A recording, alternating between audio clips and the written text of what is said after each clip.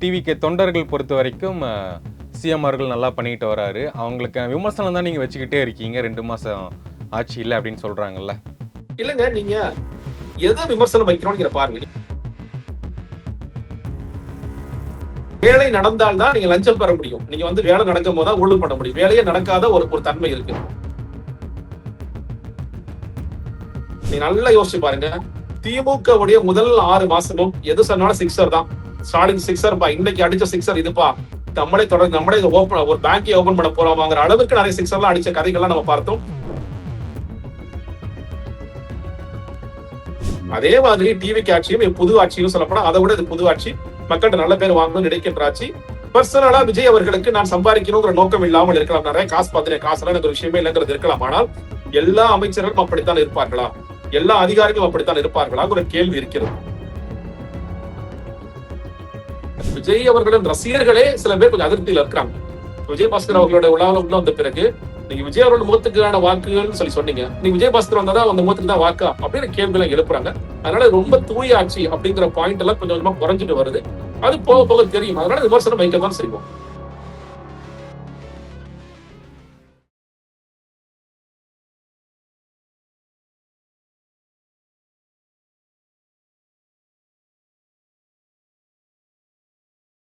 Sir வணக்கம் sir. Vijay fans, அதாவது டிவிக்கு தொண்டர்கள் பொறுத்த வரைக்கும் சிஎம் அவர்கள் நல்லா பண்ணிட்டு வராரு. அவங்களுக்கு விமர்சனம் தான் நீங்க வச்சுக்கிட்டே இருக்கீங்க. 2 மாசம் ஆட்சி இல்லை அப்படின்னு சொல்றாங்கல்ல. இல்லங்க, நீங்க எதை விமர்சனம் வைக்கிறோம்ங்கிற பாருங்க. நீங்க சொல்றீங்க இப்போ சில இடங்கள்ல லஞ்சம் ஊழல் இல்லாத இப்போ பாப்போம். ஸ்கூல் அசோசியேஷன் சொன்னாங்க, நாங்க முன்னாடி 5 லட்சம் ரூபாய் ரினிவல் கொடுத்தோம். ரொம்ப நல்ல விஷயம், பாராட்ட விஷயம். நான் பேசுற சிஎம்டிஏல முன்னாடி லஞ்சம் கொடுத்த ஸ்கொயர் ஃபீட்டுக்கு இவ்வளவு காசு திமுக ஆட்சியில் வாங்கிட்டு இருந்தாங்க. இப்போ அது இல்லாத நிலைமை வந்திருக்கு. ரொம்ப நல்ல விஷயம், நான் பாராட்டுறேன். நான் அதே நேரத்தில் சிஎம்டிஏல வேலை பார்க்கிற ஒரு தோழி ஒருத்தவங்க அவங்கள்ட்ட பேசுறேன், என்னமா லஞ்சம்லாம் இல்லாத ஆட்சியா இருக்கா அப்படின்னு அவங்க சொன்ன பதில், ஆனா ப்ராஜெக்ட்ஸ் எல்லாத்தையும் ஹோல்டு பண்ணிட்டாங்க. அப்புறம் எப்படி லஞ்சம் இருக்கும்? ப்ராஜெக்ட் புது ப்ராஜெக்ட்ஸ் கிடையாது, பழைய ப்ராஜெக்ட்ஸ் எல்லாம் கோல்டுல இருக்கு.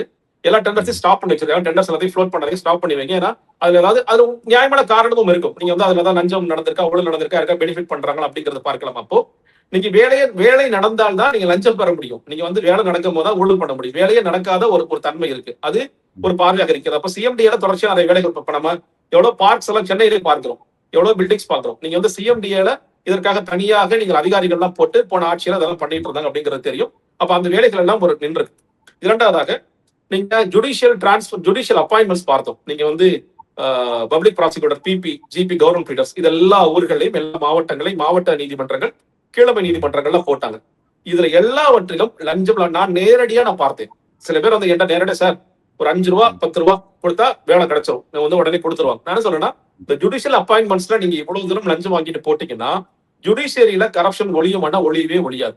நாளைக்கு குற்றவாளி ஒருத்தர் என்ன பண்ணுவாரு, சார் நான் ஒரு கஞ்சா கடத்திட்டேன், எனக்கு பெயில் வேணும், ஒரே வாரத்துல பெயில் வேணும், பிபிஐ எதிர்க்காம இருக்க சொல்லுங்க. இதெல்லாம் நிதர்சனமா நடந்துட்டு இருக்க. பிபி எதிர்க்க மாட்டார், எவ்வளவு கொடுப்பாரு, அதான் 2 ரூபா பார்த்து கொடுத்துருக்கப்பா, இது நடக்கும். அப்ப ஜுடிஷியரியில பயங்கரமான கரப்ஷன் நடந்துச்சுன்னா பயங்கரமான கரப்ஷன் நடந்துச்சு. நீங்க ஆர்டி ஆபீஸ்ல ரைட் அடிச்சாங்க, அதுக்கப்புறம் பத்திரப்பதிவுத்துறையில ரைட் அடிச்சாங்க. இந்த 2 ரைட்லையும் அதுக்கு அடுத்த கட்ட நடவடிக்கை என்ன ஆச்சு? பத்திரப்பதிவுத்துறையில எஃப்ஐஆர் போட்டாங்க, ஆர்டி ஆபீஸ்ல அடிச்ச ரைட்ல எஃப்ஐஆர் போடல. நீங்க அன்போட சொல்ற பாயிண்ட் ரொம்ப கரெக்ட். திடீர்னு பரபரப்பா இருந்துச்சு, 1 வாரம் 2 வாரத்துக்கு பரபரப்பா இருந்துச்சு. அங்கே ரைட் அடிச்சாங்க, இங்கே ரைட் அடிச்சாங்க. இன்னுமே சொல்றேன், ஆபீசர்ஸ் ரொம்ப பயந்து போயிருக்காங்க, இன்னுமே பயந்து போய் தான் இருக்காங்க. ஆனா நீங்க அதற்கு பிறகு நடவடிக்கை ஒண்ணும் இல்லை, இதெல்லாம் சாதாரணம் ஆயிடுச்சு. ஏன்னா நீங்க நல்லா யோசிச்சு பாருங்க. திமுக உடைய முதல் 6 மாசமும் எது சொன்னாலும் சிக்ஸர் தான். ஸ்டாலின் சிக்ஸர் பா, இன்னைக்கு அடிச்ச சிக்ஸர் இதுப்பா, நம்மளே ஒரு பேங்கை ஓபன் பண்ண போறோம்ங்கிற அளவுக்கு நிறைய சிக்ஸர்லாம் அடிச்ச கதைகள்லாம் நம்ம பார்த்தோம்.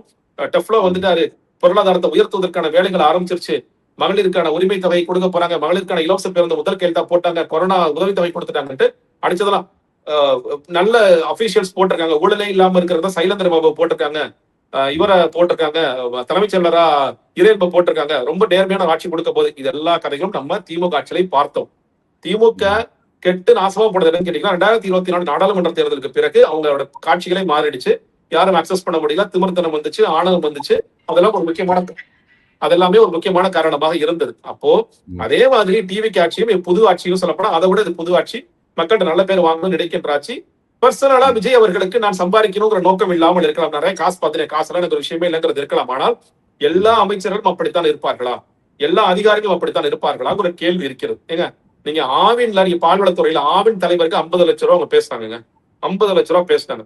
இப்ப இன்னைக்கும் பாக்குறோம் சில துறைகள்ல நீங்க உயர்கல்வி, இப்போ காங்கிரஸ்ல வந்து உயர்கல்வித்துறை இருக்கு, அதுல டிரான்ஸ்பர்ஸுக்கு அவங்களோட மனைவி வந்து காசு வாங்குறதுக்கான வேலைகளை பார்த்துட்டு இருக்காங்க.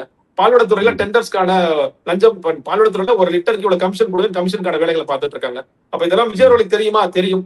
5 பேரை வந்து கட்டம் கட்டிட்டாரு, 10 பேரை கட்டம் கட்டிட்டாரு, இந்த மினிஸ்ட்ரி எல்லாம் காலி பண்ண போறாரு. இப்ப இந்த ஜெகதீஸ்வரன் ஒரு மினிஸ்டர் நம்ம பாக்குறோம், அவங்க மேல தொடர்ச்சியா கான்ட்ரோவர்சிஸ் வந்துகிட்டே இருக்கு. இப்ப முன்னாடி அவங்க பேசின ஆடியோவோ ஏதோ ஒன்று தொடர்ச்சியா கான்ட்ரோவர்சி வந்துட்டு இருக்கு. அவங்க என்ன, ஒரு மாவட்ட அமைச்சர் 2 பேர், அவங்களும் கீர்த்தனாவும், மத்திய அமைச்சர் நிர்மலா சீதாராமன் வர்றாங்க, 2 பேருமே போகல. ஏன் போகல? 2 பேருக்கும் ஈகோ யுத்தம் போயிட்டு இருக்கு. இதுல நீ பெருசா நான் பெருசாங்கிற போட்டி போயிட்டு இருக்கு. பழனி கோயில் விவகாரம் பார்த்தோம். பழனி கோயில் விவகாரத்துல அறநிலைத்துறை அமைச்சருக்கோ இல்ல பத்திரப்பதிவு அமைச்சருக்கோ நேரடியா தொடர்பு இல்லைங்கிறது கூட நம்ம விட்டுறலாம். ஆனா எங்க 2 பேருக்கே தெரியாம ஒரு விஷயம் நடந்திருக்குன்னு சொல்லி சொன்னீங்கன்னா, அப்ப எல்லாரும் கேட்கிற மாதிரி உங்களுடைய அனுபவமின்மை காரணமாக இவ்வளவு பெரிய ஊழல் நடக்க நீங்க காரணமாகறீங்களா அப்படிங்கிற ஒரு கேள்வி இருக்கு. நீர்வளத்துறை அமைச்சர் இன்னைக்கு பார்க்கிறோம், நிறைய டெண்டர்ஸ் லைவ்ல இருக்கு. எல்லா டெண்டர்ஸ்லயுமே இருக்கிற சிக்கல் என்பது, நீங்க வந்து ஒரு ஊரை சேர்ந்த ஒருத்தர் மட்டும்தான் எடுக்கலாம், அந்த ஊர்க்காரங்க மட்டும் தான் எடுக்கலாம். இது கவனத்துக்கு அறப்போரைக்க மாதிரி கவனத்துக்கு கொண்டு வராங்க. சிலது ரத்தாகுது, சிலது ரத்தாகல. இந்த மாதிரியான பிரச்சனைகள் போயிட்டு இருக்கு. காவிரி சிக்கலுக்கு நீர்வளத்துறை அமைச்சர் புஷி ஆனந்துக்கு தான் கருத்து இருக்கா நமக்கு தெரியல. நம்ம என்ன பேசுறோம்? அவர் பாருங்க, 2 வீலர் அவரே ஓட்டிட்டு போறாருங்க, அவரே ஓட்டிட்டு போய் அவரே நின்று இருக்காரு. இதெல்லாம் செய்தியா? இந்த செய்தியை வச்சு நம்ம என்ன பண்ண போறோம்? ஆமா, நீங்க தூர்வாரி தான் ஆகணும். நமக்கு பேசணும். என்ன கேட்டீங்கன்னா, இந்த கூவத்தை சரியா தூர்வாரிடுவாங்களா? இது மழைக்காலம் வரும்பொழுது கூவத்துல சீரா தண்ணி போகுமா? சரி, ஓகே, இந்த பிரச்சனையை முடிச்சிட்டீங்க, இது பொதுப்பணித்துறை பிரச்சனை. நீங்க பேச வேண்டிய நீர்வளத்துறை காவிரி சிக்கல் குறித்து உங்களுடைய பார்வை என்ன? முதலமைச்சர் போவாரா போறாரா மாட்டாரா? உங்களுடைய கருத்து என்ன? மேகதாது கட்டிட்டு இருக்காங்கன்னு சொல்லி சொல்றாங்களே, அதை பொறுத்து உங்களுடைய பார்வை என்ன? அதெல்லாம் எங்களுக்கு தெரியாது. அப்போ இந்த மாதிரியான விமர்சனங்கள்லாம் வைக்கத்தான் செய்வார்கள். நீங்க நல்லது பாராட்டணும்னு நீங்க நினைச்சீங்கன்னா இந்த விஷயங்களையும் தொடர்ச்சி விமர்சனம் பண்ணுவாங்க. அந்த விமர்சனத்தை எடுத்துக்கிட்டு நீங்கள் செயல்பட வேண்டிய அவசியம் இருக்கின்றது. நீங்க ஒரு இந்த கைதுல ஒரு வேகம் காட்டுறீங்க, அவதூறா யாராவது பேசுறாங்கன்னா உடனே கைது பண்ணுங்க. ஓகே, இப்ப மார்க்கெட் பேசுறோம்னா ரொம்ப மிக கடினமான அவதூறு தான். கைது பண்ணது நானே சில கைது பண்ணது ஆகணும். ஆனா யாரு எங்களை எதிர்த்து பேசலாம்? அறநிலைத்துறை அமைச்சர் ஒருத்தர் வந்து பழனி கோயில ஒரு ட்வீட் போட்டா கூட அவர் தூக்கி நான் உள்ள வைப்பேன் அப்படிங்கறதெல்லாம். அப்ப நீங்க சொன்ன பாசிசம் தானே இங்கே வேலை செய்யுது. இதுதானே சொன்னீங்க, திமுக ஆட்சி பாசிஸ்ட் ஆட்சி அப்படின்னு சொல்லி சொன்னீங்கல்ல. அப்ப நீங்க பண்றது என்ன ஆட்சி அப்படிங்கிற கேள்விகள் எல்லாம் வரத்தான் செய்யும். அதனால இன்னும் சொல்ல போனா, இப்ப நீங்க சொல்றீங்கல்ல, விஜய் அவர்களின் ரசிகர்களே சில பேர் கொஞ்சம் அதிருப்தியில இருக்கிறாங்க. விஜயபாஸ்கர் அவர்களோட உள்ள வந்த பிறகு நீங்க விஜய் அவர்கள் முகத்துக்கான வாக்குகள்னு சொல்லி சொன்னீங்க, நீங்க விஜயபாஸ்கர் வந்தாதான் அந்த முகத்துக்கு தான் வாக்கா அப்படின்னு கேள்வி எல்லாம் எழுப்புறாங்க. அதனால ரொம்ப தூய ஆட்சி அப்படிங்கிற பாயிண்ட் எல்லாம் கொஞ்சம் கொஞ்சமா குறைஞ்சிட்டு வருது. அது போக போக தெரியும். அதனால விமர்சனம் வைக்கத்தான் செய்வோம். ஓகே, இப்போ கூட்டணி கட்சிக்குள்ள இருக்கனால அவங்க சொல்ற எல்லாமே நாங்க கேட்டுக்க மாட்டோம் அப்படிங்கிற மாதிரி திருமாவர்கள் சொல்றாரு. என்ன மீன் பண்றாரு நினைக்கிறீங்க? இல்லைங்க, திருமாவளவன் அவர்கள் துரதிருஷ்டவசமாக தொடர்ச்சியாக அவரும் குழம்பி நம்மளை குழப்பத்தில் வச்சுக்கணுங்கிறதுல இருக்கார். இல்ல ஒருவேளை அவர் தெளிவா இருந்தா நம்மளை குழப்பறாங்கிறது தெரியல. அவர் என்ன சொல்றாரு, இந்த கூட்டணியில நான் தொடருவேனா மாட்டேனா அப்படிங்கறதுலயே நிறைய கேள்விகள் இருக்கிறது. நான் தொடர்ந்தாலும் தொடருவேன், இல்ல டக்குனு வெளியே போனாலும் நாங்க போவோம் அப்படின்னு சொல்லி சொல்றாரு. இப்ப நீட்டு குறித்து அவர் எல்லாருக்கும் ஒரு அதிருப்தி இருக்கிறது. மேற்குறிப்பா இப்ப பாடநிலத்துல நமக்கு வந்து போராட்டம் நடந்துச்சு. தோழர் சண்முகம் பேசும்போது என்ன சொன்னாரு, இந்த கூட்டத்துக்கு திமுக வரலாம், அதிமுக வரலாம், பாமக வரலாம், பிசிக்கு வரலாம், இந்த கட்சிகள்லாம் வரலாம். அவர் 2 கட்சிகளோட பேரை தவிர்த்துட்டார். எந்த கட்சி? ஒன்னு தாவேக, ஒன்னோட பாஜக. அப்போ உங்க கூட்டணி கட்சியில இருக்கிறவர்களுக்கு நீட்டு குறித்து நீங்க ஸ்ட்ரிக்டா இருக்கீங்களா அப்படிங்கிற பாதை ஒரு கேள்வி உங்களுக்கு இருக்கின்றது. அப்ப இன்னைக்கு திருமாவளவர்கள் நீட்டுக்காக போராடும் பொழுது, இந்த நீட்டுக்காக இந்த இவ்வளவு பெரிய மாணவர் போராட்டம் நடக்கும் பொழுது தாவேக்கு அதற்காக என்ன பங்களித்தது? நீங்க அட்லீஸ்ட் வந்து என்ன, நம்ம லயோலா காலேஜுக்குள்ள போய் அரெஸ்ட் பண்றாங்க. நீங்க அதெல்லாம் விடுங்க. நீங்க மற்றவங்க ஏதோ போராட்டம் பண்ண போறாங்க, நாங்க திடீர்னு ஒரு சாலை மறியல் பண்ணிட்டாங்க, நாங்க அரெஸ்ட் பண்ணோங்கிறது வேற, சட்டம் ஒழுங்கு பிரச்சனை வருதுங்கிறது வேற. காலேஜுகளை போய் அரெஸ்ட் பண்றீங்கன்னா என்ன செய்தியை சொல்ல விரும்புறீங்கன்னு ஒரு கடுமையான கேள்வி இருக்கு. நீங்க ஆனா ராஜ்மோகன் சொல்லும் போதோ ஆதவர்ஜுனா பேசும்போது நாங்கள் நீட்டுக்கு எதிரானவர்கள் தான், நாங்க நீட்டுக்கு எதிரானவங்க எங்க ப்ரூவ் பண்ணுங்க. என் பாடநிலத்துல உங்க தாவக நிர்வாகிகளா அமைச்சிருக்கலாமே. நீங்க கட்சியாக, நீங்க அரசாக வர வேண்டாம், கட்சியை அனுப்பிச்சு கட்சியாக நீங்களும் சேர்ந்து போராடுங்கப்பா, நமக்கு தனியா ஸ்பேஸ் இருக்குப்பா, பணியூர் கூட சும்மா தான் பாருங்க, அவங்க கூட போராடுங்க சொல்ல வேண்டியது. அதுல என்ன சிக்கல் உங்களுக்கு? நீங்க ஒட்டுமொத்த தேசமும் போராடிட்டு இருக்கு. நீங்க ஜென்சி நபர்களால தான் நீங்க இந்த அளவுக்கு பெரிய வாக்குகளும் வாங்குனீங்க. அந்த ஜென்சி பசங்களை சார் நீங்க தம்பித்தீங்கன்னா போராடுங்க. நீட் இல்லாம பண்ற நம்மளோட லட்சியம். டெல்லியில போராடுற பசங்க வந்து தர்மேந்திர ரிசைன் பண்ணி அதோட முடிச்சுக்குவாங்க. நம்ம அடுத்த கட்ட போராட்டத்தை எடுத்து போக முடியுமான்னு பாருங்க. கல்வியை மாநில பட்டியலில் கொண்டு வரதற்கு தமிழ்நாடு முன்னின்று இதை போராடட்டும் அப்படின்னு நீங்க சொல்லியிருந்தீங்கன்னா பரவாயில்ல அப்படின்னு சொல்லலாம். அரசாக சில சங்கடங்கள் இருக்கு, நான் புரிஞ்சுக்கிறேன். ஆனா அரசாக நாங்க முழுக்க எதிர்த்து நிற்போம், இந்த மாணவர்களை அரெஸ்ட் பண்ணுவோம், இந்த கூட்டத்துக்குள்ள வந்து திமுக வந்து அந்த இதே அஜெண்டாவை மாத்துறாங்க, அஜெண்டா இருக்கலாம், திமுக அந்த நோக்கத்தோட வந்திருக்கலாம், ஜென்சி கேஸ் அவங்க வந்து அஜெண்டா மாத்துறதா இருக்கலாம். ஆனா நான் என்ன சொல்றேன்னா, நீங்க உங்க ஆட்கள் ஏன் போகல? இந்த வாழ்நிலத்துக்கு உங்க ஆட்கள் போயிட்டு சொல்லி நீங்க தாவே ஆட்களுக்கு அனுமதின்னு சொல்லி சொல்லுவார போன பெருசு வாங்கப்பா நீங்களும் சேர்ந்து போராடுங்க, கட்சி நிர்வாகிகளா வட சென்னையில இருந்து வரீங்களா, தென் சென்னையில இருந்து வரீங்களா, சென்னை பகுதி சேர்ந்து வரீங்களா, வாங்க உட்காருங்க, நம்ம எல்லாரும் சேர்ந்து போராடுவோம், இப்படிதானே சொல்லிருக்கணும். அதை விட்டுட்டு நாங்க வந்து கைது பண்ணுவோம், நாங்க இந்த போராட்டத்துக்கு அனுமதி கொடுக்க மாட்டோம், எல்லாம் முடிந்த பிறகு நாங்கள் நீட்டுக்கு எதிரானவர்கள் சொல்லி சொன்னீங்கன்னா அது வேஷம். இன்னொன்னு, நீட்டு குறித்து விஜய் அவர்கள் நிலைப்பாடுல எனக்கு குழப்பம் இருக்கின்றது. நீங்க 2024 நடத்தின அந்த மாணவர் விழால அவர் சொன்னது, ஏன்னா நான் அந்த நேரத்துல இருந்து கிட்டத்தட்ட அந்த ப்ரொபோசல் நான் தான் வச்சேன். அதுல 3 விஷயம் சொல்லி சொன்னார். உடனடி தீர்வாக நீட்டை பேன் பண்ணணும், நீண்ட கால தீர்வாக கல்வி மாநில பட்டியல் கொண்டு வரணும், இடைக்கால தீர்வாக சிறப்பு பட்டியல் ஒண்ணு உருவாக்கி அதுல நீட்டை மட்டும் கொண்டு வரணும்னு சொல்லி சொன்னார். இதுதான் சும்மா ஷார்ட்டா சொல்லணும் தான். அடுத்த வருஷம் நடந்த மாணவருக்கான பரிசளிப்பு விழால நீட்டு மட்டும்தான் தேர்வா அப்படின்னு ஒரு இடத்துக்கு போனார். நீட்டு மட்டும் தான் தேர்வாங்கிற அந்த டோன் வந்து பாஜக டோன்.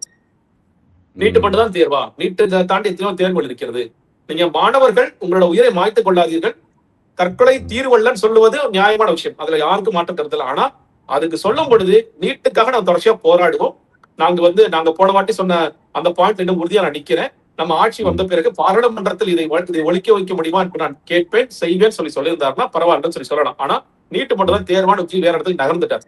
அப்ப நீட்டு குறித்து உங்களோட பார்வை அப்படித்தான் இருக்கிறதா? இன்னுமே திமுக எக்ஸ்போஸ் பண்ணணும்னு நிறைய விரும்புறாங்க. தாவேக எக்ஸ்போஸ் பண்ணுங்க, திமுக ரகசியம் சொன்னாங்க, ஏமாத்திட்டாங்க, தாராளமா பண்ணுங்க, அதுல எந்த பிரச்சனையும் இல்லை. ஆனா உங்களுடைய பார்வை என்ன அப்படிங்கறதுல அவங்க சொல்ல மறுக்கிறாங்க. அது ரொம்ப கடினமாக இருக்கு. அப்போ நீட்டு குறித்து உங்களோட பார்வை என்னங்கிறது உங்களோட தோழமை கட்சிகளுக்கே தெரியல, மக்களுக்கும் தெரியல. அதை நீங்க வெளிப்படையா இன்னும் சொல்ல வேண்டிய நேரம் அவசியம் இருக்கிறது. ஓகே சார், கொஞ்சம் ஷார்ட்டா முடிச்சாச்சு. என்னன்னா, தனுஷ் அவர்களுடைய அரசியல் பயணம், அரசியலுக்கு வர மாதிரிலாம் பேசுறாரு, அதை பத்தி பேசி நம்ம முடிச்சிடலாம். நிச்சயமா. அதாவதுங்க, இன்னைக்கு என்னன்னா, விஜய் அவர்களுடைய வெற்றி என்பது என்ன ஆயிடுச்சுன்னா, இது நீ தப்பான டோன் புரிஞ்சுக்காதீங்க, விஜயே ஜெயிச்சுட்டா நம்மளால ஜெயிக்க முடியாதா அப்படின்னு ஒரு இடத்துக்கு சில நடிகர்கள் நகர்றாங்க. விஜய் என்ன பெரிய, அவர் என்ன அரசியல என்ன பெருசா பண்ணாரு, பெருசா கூட்டம் நம்ம எல்லாம் விமர்சிக்கிறோம்ல, நானே நிறைய விமர்சிச்சிருக்கேன். பெரிய அவரு மக்களுக்காக போராடல, மக்களுக்காக வாய்ஸ் அவுட் பண்ணல, பிரச்சாரத்துக்கு கூட போகல, ஆனா விஜயே ஜெயிச்சிட்டாரு. அப்படிங்கும் போது நம்ம கொஞ்சமா வேலை பார்த்தா போதும், மக்களுக்காக நம்ம சில விஷயங்கள் எடுத்து பேசினா பண்ணா மக்கள் நம்மளையும் ஆதரிப்பாங்க. இது வந்து முழுக்க சினிமா முகத்தால நடந்த ஒரு பெரிய மாற்றம் அப்படின்னு தான் அவங்க நினைக்கிறாங்க. இது என்ன கேட்டீங்கன்னா, ஒண்ணு சினிமா முகம் என்பது நிச்சயமான ஒன்று. ஆனா விஜய் அவர்களுக்கு இருந்த அந்த மாஸ் அட்ராக்ஷன் மற்ற நடிகர்கள் இருக்கான்னு எனக்கு பெரிய கேள்வி இருக்கு. தனுஷ் அவர்களுக்கோ இல்ல வேற வர துடிக்கின்ற எத்தனை நடிகர்களுக்கு இருக்காங்கிறது ஒண்ணு. இன்னொன்னு, இந்த நேரம் என்பது நீங்க திமுக அதிமுக மேல ஒரு பெரிய அதிருப்தி, அந்த அதிருப்தியை மக்கள் வந்து வெளிக்காமிக்கான நேரமாக விஜய் அவர்களை பயன்படுத்தி கொண்டார்கள். நீங்க வந்து ஒட்டுமொத்தமும் போட்ட 35% விஜயோடைய ரசிகர்கள், விஜயோட ஆதரவாளர்கள் இல்ல, எல்லா விதத்திலும் ஓட்டு போட்டாங்க. 60 வயசு 70 வயசு 40 வயசு 50 வயசு பசங்க சொல்லி ஓட்டு போட்டாங்க இல்ல, அவங்களுக்கே ஒரு பெரிய அதிருப்தினா, பசங்க சொல்லி திமுக ஓட்டு போட்ட பேரண்ட்ஸ் எனக்கு தெரியும். ஆமா, நீ மாமாக்கு தான், விஜய் மாமாக்கு தான் ஓட்டு போடணும்னு சொல்லி ஆனா போடா அப்படின்னு சொல்லிட்டு திமுக ஓட்டு போட்டவங்களையும் தெரியும். பசங்க சொன்னாங்க ஓட்டு போட வெளிப்படையா சொல்லிக்கிட்டாலும் எனக்கு ஒரு அதிருப்தி இருக்கு, திமுக கூட அதிருப்தி இருக்கு, அதிமுக அதிருப்தி இருக்கு. அதனால நான் ஓட்ட மாத்தி, ஆனா அவங்களே நினைச்சிருக்க மாட்டாங்க விஜய் ஜெயிச்சுதான் நினைச்சிருக்க மாட்டாங்க. பட் ட்ரை அவுட் பண்ணலாம், 2024 ட்ரை பண்ணி பார்த்தோம், யாருக்கு ஓட்டு போட்டாலும் திமுக தான் ஜெயிக்குது. நம்ம வந்து என்டிஏக்கு 18% கொடுத்தோம், 48% கொடுத்தோம், அதையெல்லாம் தாண்டி 40 திமுக ஜெயிக்குது. அப்ப அதே மாதிரி எக்ஸ்பிரிமெண்ட் பண்ணி பார்க்கலாம், விஜய் அவர்கள் அடுத்தடுத்த தேர்தலில் வரலாம் அப்படி கூட அவங்க நினைச்சு போட்டிருக்கலாம். ஆனாலும் விஜய் ஜெயிச்சிட்டார். இதே மாதிரியான ஒரு பேட்டர்ன் அடுத்ததாக சிமிலரா நடக்குமான்னு கேட்டீங்கன்னா இல்லை, வாய்ப்புகள் குறைவுதான். ஏன்னா இன்னைக்கு போட்டி கடுமையாயிட்டே இருக்கு. இந்த பக்கம் உதயநிதி வந்து அவர் எலிவேட் ஆகணும், அவர் வந்து இந்த போட்டியை கடுமையாக்கணும் முயற்சிகள் செய்வார். எடப்பாடி பழனிசாமி என்ன செய்ய போறான்னு ஒரு கேள்வி இருக்கு. அண்ணாமலை அவர் என்ன பண்றாருன்னா, அப்படியே விஜய் அவர்களுக்கு ஒரு ஆப்போசிட்டான ஒரு இதை உருவாக்கணும். அவர் என்னன்னா, விஜய் அவர்கள் செய்ய மறுக்கின்ற விஷயம் நான் செய்வேன். இது வந்து ஒரு அறிவார்ந்த கூட்டம், இந்த அறிவார்ந்த கூட்டம் எல்லா இஷ்யூஸையும் பேசும், மாசம் கூட்டம் போடும், மக்களை போய் சந்திக்கும், மக்களோட ரொம்ப தொடர்புல இருக்கும் அப்படிங்கிற ஒரு நிலையை ஒரு உருவாக்க முயற்சி பண்ணார். அப்ப விஜய்கிட்ட இருந்து விலகின்ற வாக்களை நம்ம பக்கம் இழுக்கலாம். ஒரு பக்கம் உதயநிதி இழுப்பாரு, அண்ணாமலை இழுப்பாரு, அதிமுக இழுக்கும், சீமான் இழுப்பாரு, இப்படி நெருக்கப்படுது. புதிதாக வந்த நடிகர்கள் எல்லாமே வந்து ஸ்பாய்லர்ஸா தான், இப்ப பொறுத்தவரைக்கும் ஸ்பாய்லர்ஸ் தான் இருப்பாங்க. இன்னொன்னு, விஜய் அவர்களுக்கு இருக்கக்கூடிய வீழ்ச்சி என்பது எல்லா நடிகர்களும் இருக்கான்னு கேட்டீங்கன்னா என்னை பொறுத்த வரைக்கும் இல்லை. அவர் வந்து இன்னொன்னு அவங்க ரொம்ப பிளான் பண்ணி இதை ஒர்க் அவுட் பண்ணாங்க. நீங்க 2019 இருந்து நீங்க 2019 2021 தேர்தலே பெரிய வித்தியாசம். 2019 விஜய் அவர்கள் வாக்குச்சாவடிக்கு போகும்பொழுது அவர் சீன்றதுக்கு யாருமே இல்ல. நீங்க பாத்துக்கலாம், அரை மணி நேரம் கியூல நின்று ஓட்டு போட்டார். 2021 காட்சிகள் மாறுது. 2020 கூகுள்ல அதிகமாக தேடப்பட்ட நபராக விஜய் இருந்தார். இதெல்லாம் ரொம்ப திட்டமிட்டு செய்த ஒன்று. இதெல்லாம் வந்து இது எப்படி நடந்துச்சு அப்படிங்கறதெல்லாம் இவர்கள் புரிந்து கொண்டு அதே பேட்டர்ன்ல போனாங்கன்னா மேபி எங்கேயாவது ஒர்க் அவுட் ஆகலாம். ஆனா விஜய் அவர்கள் சின்ன இந்த நேரத்தில் கடைசி நடந்த மேஜிக் நினைக்கிறாங்க. இது ரொம்ப நாள் திட்டமிட்டு அவங்க பண்ணிட்டு இருக்காங்க. ஓகே சார், நேர்காணலுக்கு மிக்க நன்றி. அடுத்த நேர்காணலை சந்திப்போம். நன்றி சார்.